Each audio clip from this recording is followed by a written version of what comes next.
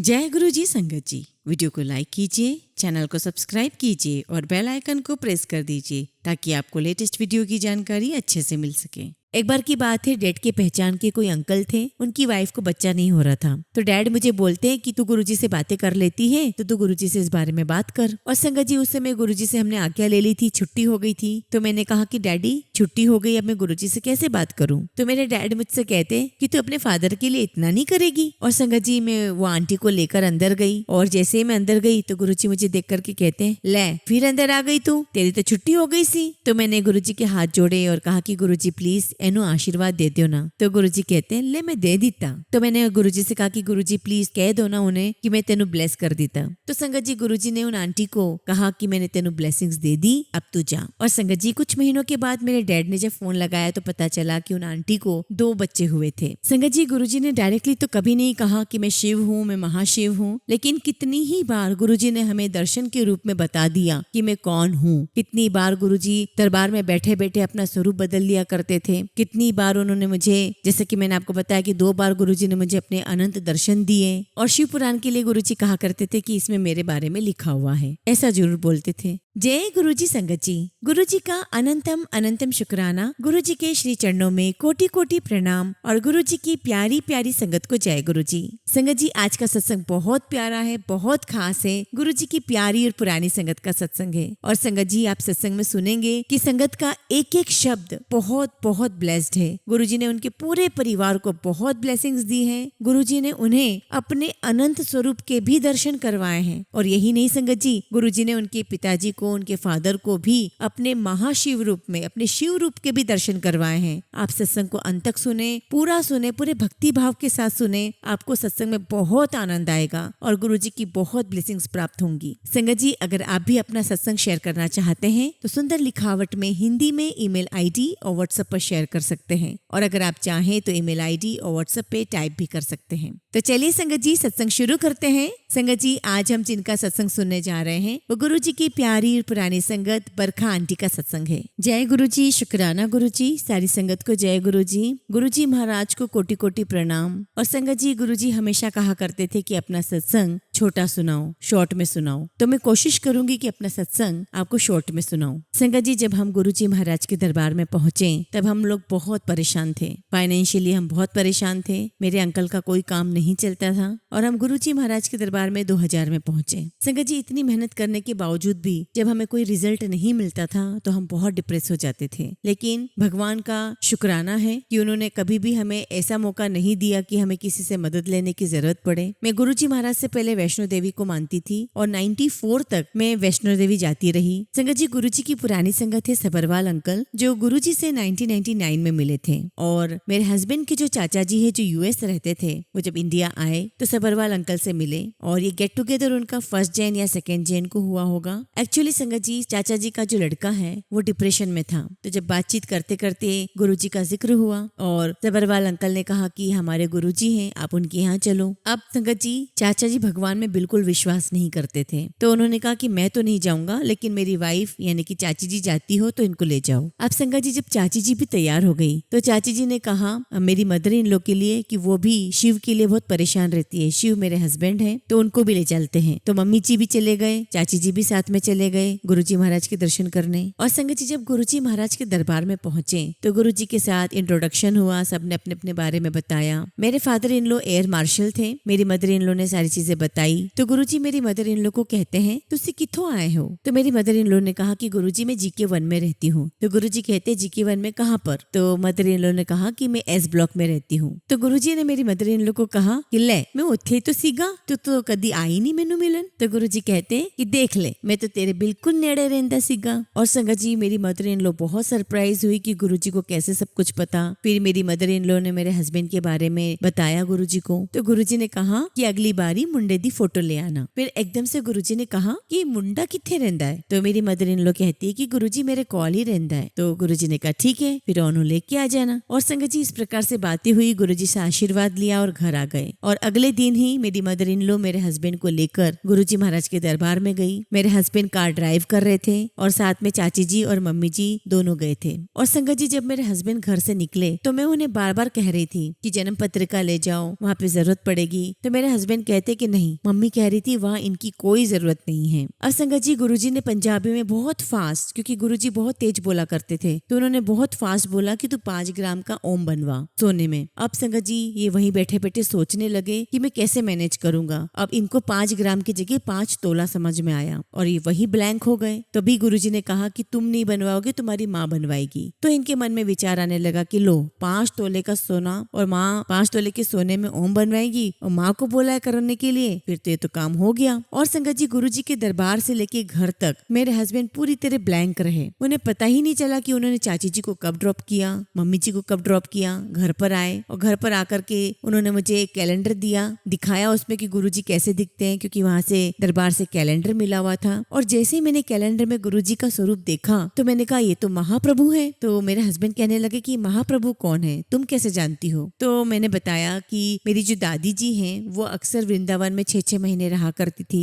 तो उनके कमरों में बहुत सारी तस्वीरें लगा करती थी। वो सारी हमें बातें बताया करती थी, रास की, रास वृंदावन की, सबकी बताती थी। तो मैंने उन फोटो में देखा था कि महाप्रभु के रूप में श्री कृष्ण ने अवतार लिया था और किसी एक भक्त को ही श्री कृष्ण ने दर्शाया था कि मैं प्रभु हूँ। तो वो फोटो गुरुजी से बिल्कुल मेल खाता था। और मैंने अपने पापा को फोन किया, क्योंकि मैंने अपने डैडी को सब कुछ बता रखा था कि मेरे हस्बैंड कहाँ गए हैं। तो डैड ने पूछा कि क्या हुआ वहां पर। तो मैंने बताया कि पापा ऐसी ऐसी बात है और 5 तोले सोने में ओम बनाने के लिए कहा है। तो डैडी ने कहा कि ठीक है, देखो करो मैनेज। तो मैंने सोचा कि गोल्ड तो रखा हुआ ही है घर में, बना लेते हैं। तो जब अगले दिन हम लोग ये सब करने लगे तब चाची जी आई। तो चाची जी ने कहा कि तुमको ये सब कुछ भी नहीं करना है, जो कुछ करना है गुरुजी ने जो आज्ञा दी है वो सिर्फ तुम्हारी मम्मी करेगी, और 5 तोले का नहीं 5 ग्राम का बोला है। और संगत जी सब कुछ मैनेज किया और हम लोग 15 जनवरी को गुरुजी के दरबार में गए। हमारे साथ मेरी चाची जी, उनके बच्चे, मेरे बच्चे, हम पूरी फैमिली गुरुजी के दरबार में पहुंच गए। अब संगत जी मैंने भी मत्था टेका और मैं पीछे जाके जहाँ साइड बोर्ड है वहाँ बच्चों के साथ सीढ़ियों पर जाकर के बैठ गई। अब संगत जी मेरी बेटी को थायराइड था और हमने उसका बहुत चेकअप करवाया, बहुत इलाज करवाया। तो डॉक्टर कहते थे कि शायद इसने बहुत फास्ट फूड खाया होगा, वो भी नहीं खाती थी। हमने इसका होम्योपैथिक ट्रीटमेंट करवाया। तो होम्योपैथिक डॉक्टर ने कहा कि इसके साथ बचपन में कुछ हुआ है क्या? तो हमने कहा ऐसा तो कुछ भी नहीं हुआ। फिर हमें पता चला कि संगत जी स्कूल में इसको बुली किया जाता था, इसको चिढ़ाया जाता था कि तू तेरी बहन की जैसी बिल्कुल भी नहीं है, वो कितनी ब्रिलियंट है, तुझे तो कुछ भी नहीं आता, तुझमें तो कुछ भी हुनर नहीं है। तो ये अंदर ही अंदर उन बातों को सोचा करती थी और इतना सोचने के कारण अंदर ही अंदर इसका थायराइड डेवलप हो गया। और गुरुजी महाराज के आशीर्वाद से संगत जी इसे चंडीगढ़ में होटल मैनेजमेंट में एडमिशन दिलाई। और एक बार संगत जी मैं और मेरे हस्बैंड इसे हॉस्टल और कॉलेज लेने के लिए गए। तो जैसे ही हम हॉस्टल में एंटर हुए, एवरीबडी नोज हर, और ये आकर के बोलने लगी कि मम्मा मैं आप सबको यही प्रूफ करना चाहती थी कि मुझ में भी कैलिबर है और मुझे सब कोई जानते हैं। और मेरी बेटी कहने लगी कि मम्मा मैंने गुरुजी से अरदास की थी कि जब भी मेरी मम्मा आए तो मेरी मम्मा को पता चले, देखे कि यहाँ पर मुझे हर कोई जानता है और सब मेरे बारे में बहुत अच्छा सोचते हैं। और संगत जी जैसे इसने सारी बातें बोली, मेरे हस्बैंड तो जमीन पर ही बैठ गए। हमने उससे कहा कि बेटा हमने तो आपके बारे में कभी ऐसा नहीं सोचा। तो कहने लगे कि मम्मा मुझे पता है आप लोगों ने ऐसा नहीं सोचा। मैंने बोला कि बेटा देखो गुरुजी ने हम सबको बहुत अच्छा बनाया, सबको अलग अलग फील्ड में डाला है। मैंने उसे बताया कि हर कोई प्राइम मिनिस्टर नहीं बनता, हर कोई इंजीनियर नहीं बनता, सबकी अपनी अपनी अलग अलग फील्ड होती है। और संगत जी गुरुजी महाराज के आशीर्वाद से मेरी बेटी को गुरुजी ने एक ऐसी जगह पर बिठाया जहाँ पर बहुत एलिट क्लास के लोग आते थे। और संगत जी वो सारे लोग मेरी बेटी को जानते थे और उसकी बहुत तारीफ किया करते थे, बहुत प्रेस किया करते थे से। बस क्या कह सकते संगत जी, मेरी बेटी का टाइम उस समय शुरू होना था, पहले नहीं शुरू होना था। तो बस यही कहना चाहूंगी कि महाराज की बहुत बहुत कृपा है, बहुत ब्लेसिंग्स हैं। संगत जी आप सबसे यही रिक्वेस्ट है कि आप सभी गुरुजी महाराज के साथ पेशेंस रखिए। महाराज सबको निहाल कर देते हैं, बस सच्चे मन से उनसे अरदास करते रहिए। अपने आप को गुरुजी महाराज के सामने एक खाली कटोरे के समान अपने को रख दीजिए और बस इंतजार कीजिए कि गुरुजी महाराज उसमें क्या फील करते हैं। और बस पेशेंस रखिए और देखिए कि क्या क्या नजारे गुरुजी दिखाते हैं। बस आपको फॉलो करना है गुरुजी को। और संगत जी मुझे थर्सडे का फास्ट करने के लिए बोला था और कहते थे कि मुझे थर्सडे को शक्ल ना दिखाई। तो मैंने कहा ठीक है गुरुजी, और जैसा गुरुजी ने कहा मैंने माना। और संगत जी मैं आज भी थर्सडे के दिन गुरुजी के दरबार में नहीं जाती हूँ। गुरुजी ने मना कर दिया, मतलब मना कर दिया। गुरुजी कहते थे कि थर्सडे नॉनवेज नहीं खाना, ड्रिंक नहीं करना, बाकी किसी और दिन कर लो। और संगत जी मैं दुर्गा सप्तशती के पाठ किया करती थी। तो मैंने गुरुजी से पूछा कि गुरुजी मैं ये कर लूं, नवरात्रि आ रही है। तो गुरुजी बोलते हैं कि तू हमेशा करती है ना, कर ले। संगत जी आप कोई भी इच्छा रखिए, अगर वो आपके लिए सही है तो गुरुजी महाराज जरूर पूरा करेंगे। और वो अगर किसी भी हालत में आपके लिए सही नहीं है तो वो आपके लिए पूरा नहीं होगा, गुरुजी उसे नहीं देंगे। मैंने बहुत बार गुरुजी से रिक्वेस्ट की कि वो अपने जूता मुझे दे दे, उनकी जोड़ी मुझे दे दे जूतों की, लेकिन गुरुजी महाराज ने मुझे एंड तक नहीं दी। मैंने गुरुजी को बहुत कहा कि गुरुजी मुझे आपके जोड़े दे दो, मैंने तुम्हारी बड़ी याद आंदी है। तो बस गुरुजी अपने सिर को हिला करके बोला करते थे हाँ हाँ दूंगा दूंगा। एक बार की बात है संगत जी, दरबार में रमा पायलट आंटी बैठी हुई थी। तो गुरुजी महाराज ने मुझे कहा ऐदे नाल सत्संग कर, इसको सुना। तो जब मैं सत्संग कर रही थी तो रमा पायलट आंटी मुझे कहती है कि मुझे तो गुरुजी ने 2 जोड़े दिए हैं। और जैसे जोड़ों की बात है मैंने गुरुजी को देखा, गुरुजी मुझे देख के मुस्कुरा रहे हैं कि देखो इसने मुझसे मांगे और मैंने इसको एक भी नहीं दिए। तो आंटी बोलती कि हाँ मुझे तो 2 जोड़े दिए। मैंने बोला कि आपको 2 दे दिए गुरुजी ने? बोले हाँ। तो फिर वो मुझसे पूछती कि आपको कौन से रंग के दिए? तो मैंने गुरुजी की तरफ देखा और कहा कि मुझे तो एक भी नहीं दिए गुरुजी ने। और गुरुजी हंसने लगे। तो फिर संगत जी गुरुजी ने फिर अगले दिन मुझे बोला कि मांग, तेनू की चाहिदा है, मांग तू 10। तो मैंने कहा कि गुरुजी आप अपना हाथ मेरे सर पे रख दो। और संगत जी बस यही कहूंगी कि गुरुजी ने तब भी मेरे मुंह से जोड़े निकलाए ही नहीं, मतलब वो मुझे नहीं देना चाहते थे तो वो मुझे नहीं मिले। मैंने गुरुजी से कहा कि अपना हाथ मेरे सर पे रखो, तो उन्होंने अपना हाथ मेरे सर पे रखा। और जैसे ही गुरुजी ने हाथ सर पे रखा तो मुझसे कहते हैं ले हुन खुश है? तो मैंने कहा हाँ जी गुरुजी मैं अब मैं बहुत खुश हूँ, बस ऐसे अपना आशीर्वाद बनाए रखना। एक बार की बात है संगत जी, मैंने रमा पायलट आंटी को गुरुजी की सेवा करते हुए देखा। मैं आपको बताऊं रमा पायलट आंटी बहुत बहुत प्यार करती थी गुरुजी से और वो बहुत सेवा करती थी गुरुजी की। तो एक दिन मैंने देखा कि वो गुरुजी के चरण दबा रही है और गुरुजी ने मुझे क्या दिखाया कि जो हाथ की हथेली होती है संगत जी, वो देखते ही देखते पूरी लाल हो गई और उनके पूरे शरीर का जो कॉम्प्लेक्शन है वो देखते ही देखते डार्क हो गया, सांवला हो गया, काला हो गया। मैं समझ ही नहीं पा रही थी कि ये क्या हो रहा है। तो फिर जब सत्संग खत्म हुआ तो मैंने रमा पायलट आंटी को साइड में किया और बोला कि इधर आओ, मुझे आपसे बात करनी है। पहले तो मैंने उनसे कहा कि आज तो बड़ी मौजें हो रही थी, गुरुजी के आप चरण दबा रहे थे, उनका आशीर्वाद ले रहे थे। तो फिर मैंने उन्हें बताया कि गुरुजी ने मुझे ऐसा ऐसा दिखाया। तो रमा पायलट आंटी कहती है कि अच्छा ठीक है, तुम्हें दिखाया गुरुजी ने? तो बोल के हाँ मैंने दर्शन किए। और वो हाँ करके अंदर चली गई, मैं भी दरबार में चली गई। हमने गुरुजी को मत्था टेका और जैसे ही मत्था टेका गुरुजी ने मुझे अपने चेहरे से आंखों के इशारों से इशारा किया कि तुम बाहर जाओ, बाहर तुम्हें सत्संग करना है। और जब मैं बाहर आई तो बाहर सुदामा पायलट आंटी की सिस्टर इन लो खड़ी थी। उन्होंने मुझसे कहा कि तुमने रमा पायलट आंटी को क्या कहा? तो मैंने कहा कि आंटी जब रमा पायलट आंटी गुरुजी की सेवा करती है ना तो गुरुजी उनका स्वरूप बदल देते हैं, उनका रूप बदल देते हैं। तो आंटी ने मुझे बताया कि रमा पायलट आंटी और इनके हस्बैंड राजेश अंकल में बहुत प्यार था और जब उनकी डेथ हो गई इनके हस्बैंड की तो ये बिल्कुल टूट गई थी और गुरुजी ने ही इन्हें बहुत प्यार से खड़ा किया है। तो संगत जी जो गुरुजी ने मुझे दर्शन करवाए वो भी एक तरीके से मुझे कंफर्मेशन हो गई। बस गुरुजी महाराज ने अपने दरबार में एक चीज हमें सिखाई कि यू ऑल आर पपेट्स, आपको सिर्फ मेरे दरबार में सिर्फ अपनी गर्दन हिलानी है, मेरे हुक्म में रहना है। संगत जी एक ऐसा इम्तिहान जो गुरुजी ने मेरा लिया था वो मैं आपके साथ शेयर करती हूँ। और गुरुजी ने समझाया सिखाया कि जो कुछ भी करते हैं वो गुरुजी ही करते हैं। संगत जी शुरू की बात है, हमारे घर के पास एक होलसेल मार्केट है। हम अपने बच्चों के लिए बुक्स वगैरह लेने गए थे,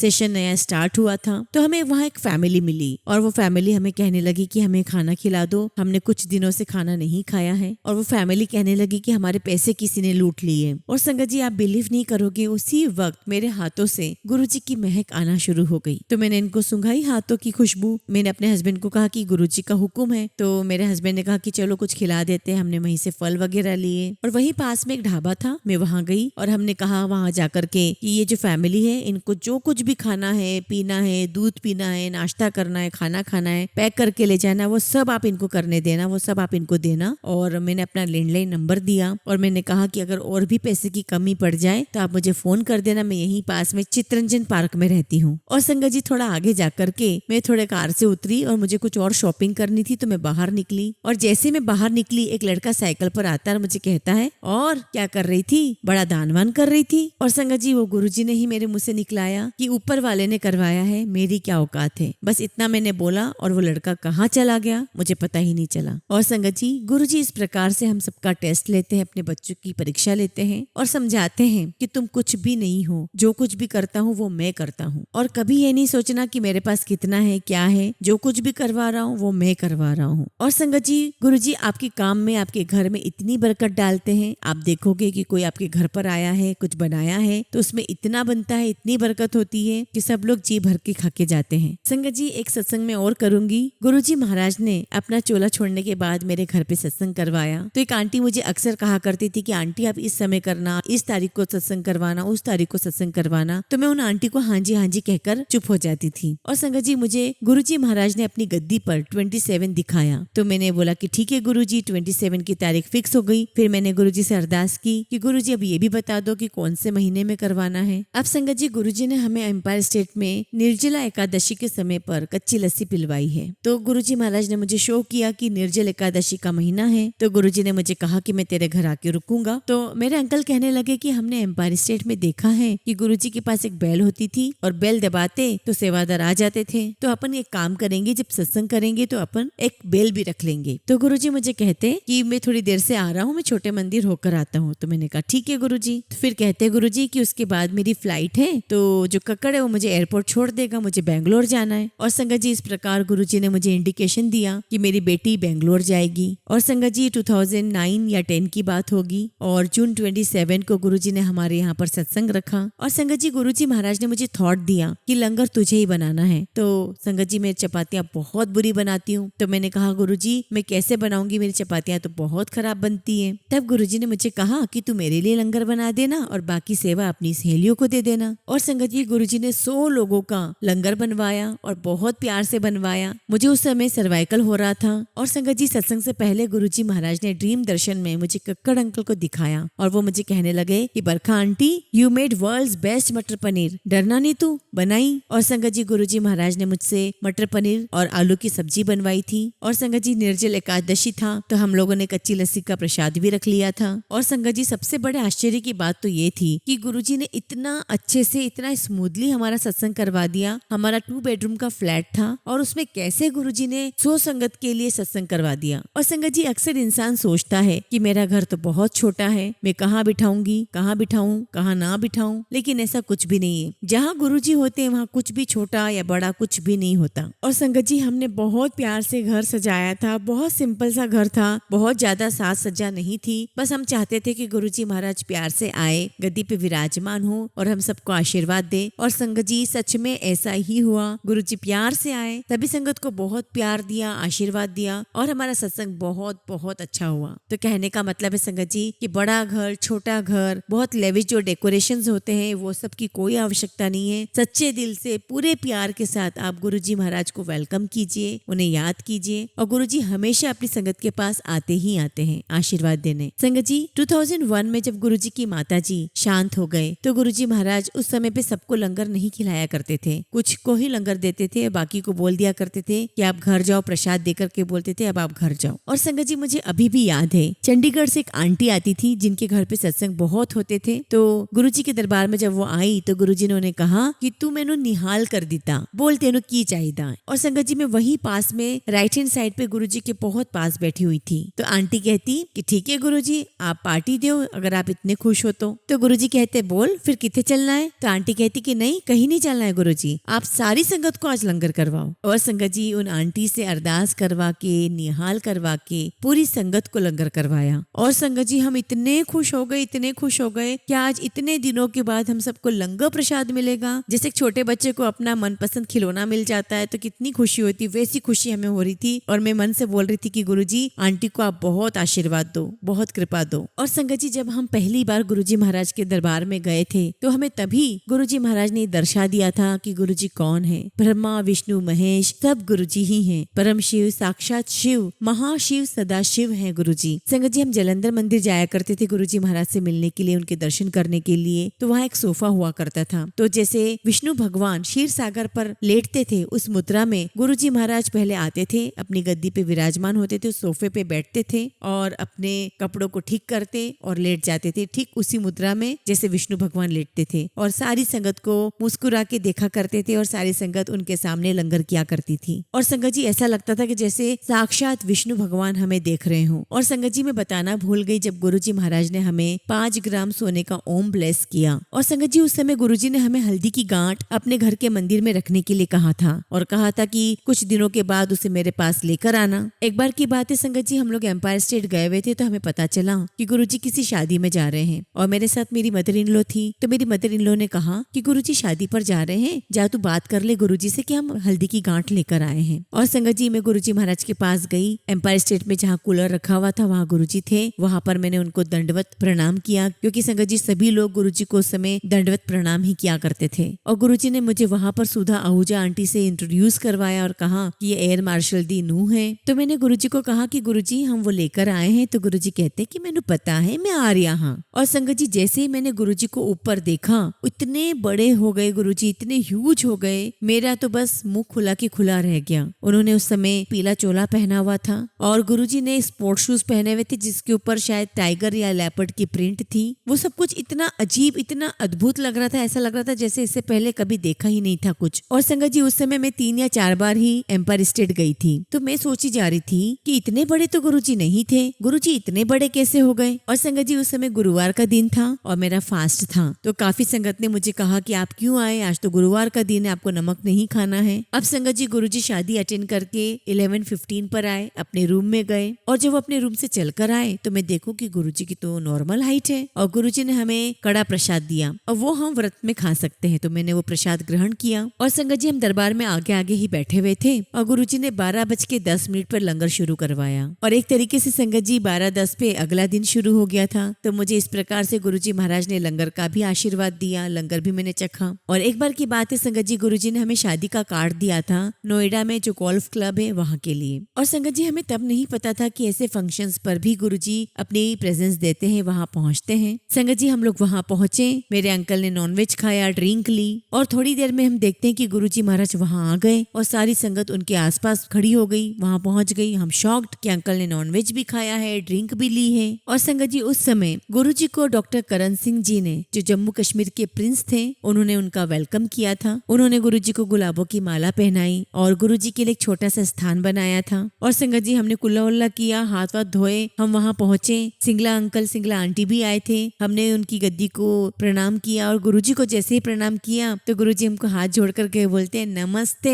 और वो बताना चाहते थे ऐसा बोल करके मुझे सब पता है, मैं सब जानता हूँ कि तुमने क्या खाया क्या पिया। तो तभी सिंगला आंटी मुझे बोलती कि बरखा आंटी चलो लंगर करो। तो मैंने कहा कि आंटी इतना सब कुछ खाने के बाद अब मेरी हिम्मत नहीं है। तो आंटी कहती कि नहीं ये तो प्रसाद है, खाना पड़ेगा। और संगत जी हम सबने फिर लंगर किया और लंगर खाने के बाद जब गुरुजी जा रहे थे और जैसे ही मैंने उनके पैर छुए, उन्होंने उस समय काला चोला पहना हुआ था और दोबारा गुरुजी ने मुझे दिखाया कि वो बहुत बहुत बड़े हो गए, बहुत ह्यूज हो गए। और इस प्रकार से संगत जी गुरुजी महाराज ने मुझे 2 बार अपने अनंत स्वरूप के दर्शन करवाए। और संगत जी एक बार मुझे किसी संगत ने भगवत गीता दी थी और ऐसा कहते हैं कि एक बार हमें अपने जीवन में भगवत गीता जरूर पढ़नी चाहिए। और संगत जी जब मैंने भगवत गीता पढ़ी तब गुरुजी ने मुझे समझाया कि मेरा ही ये अनंत स्वरूप है। तो संगत जी शुरू में ही गुरुजी ने हमें दर्शा दिया था कि वो कौन है। और संगत जी बचपन में मेरे साथ छोटे छोटे ऐसे इंसिडेंट हुए हैं कि मुझे लगता था कि भगवान आएंगे तो बताएंगे कि मैं आया हूँ। तो संगत जी जब गुरुजी मुझे मिले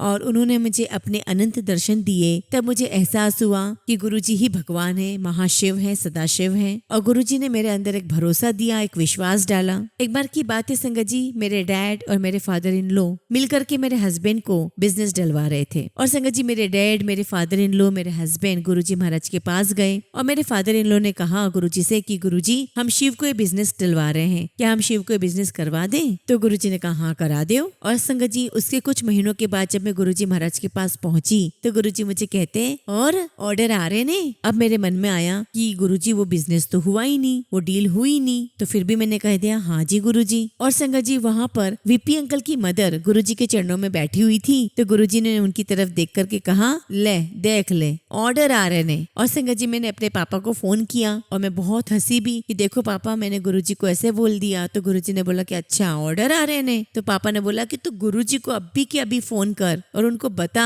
कि सरदार जी को इतने ऑर्डर आ रहे हैं कि जितने कभी आ ही नहीं सकते थे, जितना कभी हमने सोचा भी नहीं था। तो संगत जी हमें नहीं पता चलता कि कब गुरुजी कैसे क्या बोल करके क्या करके हमें ब्लेसिंग्स दे देते हैं। एक बार की बात है, डैड के पहचान के कोई अंकल थे, उनकी वाइफ को बच्चा नहीं हो रहा था। तो डैड मुझे बोलते हैं कि तू गुरुजी से बातें कर लेती है तो तू गुरुजी से इस बारे में बात कर। और संगत जी उस समय गुरुजी से हमने आज्ञा ले ली थी, छुट्टी हो गई थी। तो मैंने कहा कि डैडी छुट्टी हो गई, अब मैं गुरुजी से कैसे बात करूं। तो मेरे डैड मुझसे कहते कि तू अपने फादर के लिए इतना नहीं करेगी। और संगत जी मैं वो आंटी को लेकर अंदर गई और जैसे ही मैं अंदर गई तो गुरुजी मुझे देख करके कहते हैं, ले फिर अंदर आ गई तू, तेरी तो छुट्टी हो गई सी। तो मैंने गुरुजी के हाथ जोड़े और कहा कि गुरुजी प्लीज एनु आशीर्वाद दे दो ना। तो गुरुजी कहते हैं ले मैं दे दीता। तो मैंने गुरुजी से कहा कि गुरुजी प्लीज कह दो ना उन्हें कि मैं तेनु ब्लेस कर देता। तो संगत जी गुरुजी ने उन आंटी को कहा कि मैंने तेनु ब्लेसिंग्स दे दी, अब तू जा। और संगत जी कुछ महीनों के बाद मेरे डैड ने जब फोन लगाया तो पता चला कि उन आंटी को 2 बच्चे हुए थे। संगत जी गुरुजी ने डायरेक्टली तो कभी नहीं कहा कि मैं शिव हूँ, मैं महाशिव हूँ, लेकिन कितनी ही बार गुरुजी ने हमें दर्शन के रूप में बता दिया कि मैं कौन हूँ। कितनी बार गुरुजी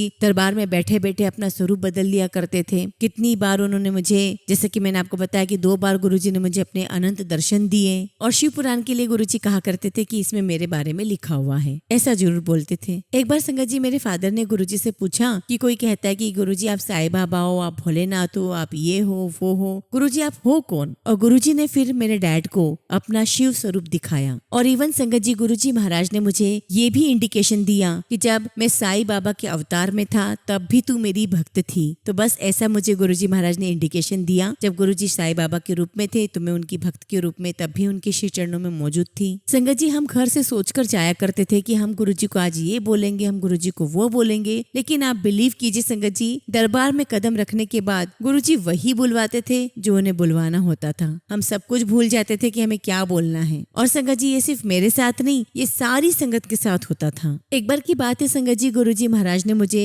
पाठ करने के लिए मना कर दिया था और मैं बहुत अपसेट हुई। तो गुरुजी मुझे कहते थे कि तू अपनी सास की सेवा किया कर। और संगत जी गुरुजी ने मेरे हस्बैंड की दुकान पर बिस्लरी की एजेंसी खुलवा दी थी और कहते थे कि मैंने तुम्हारे रास्ते खोल दिए हैं। और संगत जी हम लोग जब गुरुजी महाराज से आज्ञा लेने पहुंचे उनके दरबार में कि गुरुजी वो बिस्लरी का काम कर लें, तो गुरुजी हमें कहते कि मैं तेरे रास्ते खोल दीते, तू कर ले काम। और संगत जी जैसे ही दुकान खुली गुरुजी महाराज ने तो मेरे हस्बैंड की जॉब लगवा दी। अब उस काम को कौन करे। तो मेरे फादर इन लोगों ने कहा कि इसको बंद कर देते हैं। तो मेरे हस्बैंड कहने लगे कि नहीं पूरा अभी बंद नहीं करेंगे, जब तक मैं अपनी जॉब में सेटल नहीं हो जाता। तो अभी हमारी साइड इनकम तो आ रही है ना, तो इसको बंद नहीं करेंगे। तो मेरे हस्बैंड मुझे कहने लगे कि तुझे गुरुजी ने कहा है ना कि तू मम्मी की सेवा कर, तो तू मम्मी के साथ बैठा कर दुकान पर। लेकिन संगत जी गुरुजी ने कहा था कि चलाएगा तो शिव, माँ नहीं चलाएगी। अब संगत जी मैं इनके टसल्स में फंस गई। और मेरे फादर इन लोगों ने कहा कि मैं बिजनेस तेरे नाम से डालूंगा। मेरी मदर इन लोग कहती कि तू मेरा नाम लेना, मेरे हस्बैंड मुझे कहते कि तू मेरा नाम लेना। तो मैंने गुरुजी से अरदास की कि गुरुजी मुझे इस उलझन से बाहर निकालो। फिर जब हम गुरुजी महाराज के पास दर्शन करने गए, उनसे आज्ञा लेने के लिए गए, आशीर्वाद लेने के लिए गए, तो गुरुजी ने खुद ही बोल दिया कि तू बिजनेस करेगी, तू चलाएगी सारा काम। संगत जी गुरुजी के दरबार में एक संगत आया करती थी।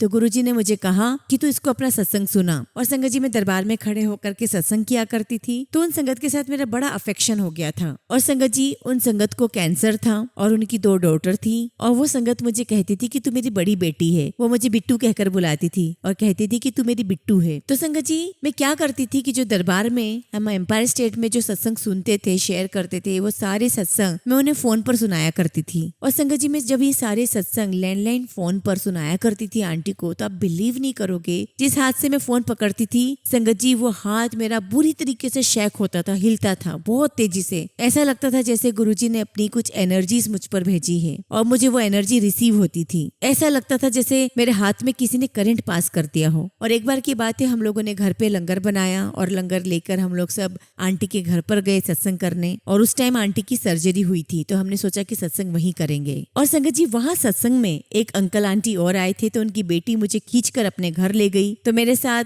जिन आंटी के घर में हमने सत्संग किया था उनके अंकल भी गए थे, ताकि मैं कहीं रास्ता ना भूल जाऊं। तो जब हम उनके घर गए तो मैंने देखा कि वहाँ मैंने पहली बार एक ओमकार देखा। तो मेरे मन में आया कि मुझे भी लेना है, कहाँ मिलता है। तो मैंने उनकी बेटी से पूछा कि ये एक ओमकार आपने कहाँ से लिया। तो उन्होंने मुझे कहा कि आंटी ये तो यही तिलक नगर में मिलते हैं। तो मैंने कहा अच्छा ठीक है। और फिर हम घर आ गए वापस हमने सत्संग वगैरह पूरा कंप्लीट किया, हम वापस अपने अपने घर आ गए। तो जो अंकल अंकल थे जिनके घर पे हमने सत्संग किया था, वो अंकल ने अपनी आंटी को कहा कि जो बरखा है वो एक ओमकार ढूंढ रही है, उसको एक ओमकार चाहिए। तो आंटी ने बोला अच्छा ठीक है। तो आंटी ने मुझे फोन करके कहा कि बरखा तेरे लिए सरप्राइज है। तो मैंने बोला कि अच्छा बताइए क्या। तो वो मुझे कहने लगी कि तेरे एक ओमकार हमारे घर पर आ गए हैं। मैं बहुत खुश हुई, बहुत बहुत खुश हुई। तो आंटी कहने लगी कि लेकिन एक मुझे तुझसे एक चीज चाहिए। तो मैंने कहा कि आंटी बोलो क्या चाहिए आपको। तो आंटी कहने लगी कि जो गुरुजी के दरबार में, छोटे मंदिर में जो गुरुजी के दरबार में गुरु नानक साहब का जो फोटो लगा हुआ है उसका छोटा स्वरूप मुझे चाहिए। तो संगत जी आप लोग बिलीव नहीं करोगे, थोड़े समय पहले ही मैंने गुरुजी का स्वरूप फ्रेमिंग होने के लिए एक शॉप पर दिया था। और जब मैं उस शॉप पर गई थी तो मैंने वहीं पर गुरु नानक देव जी का वही स्वरूप देखा था, छोटा सा फ्रेमिंग हुआ। और मुझे वो बात याद थी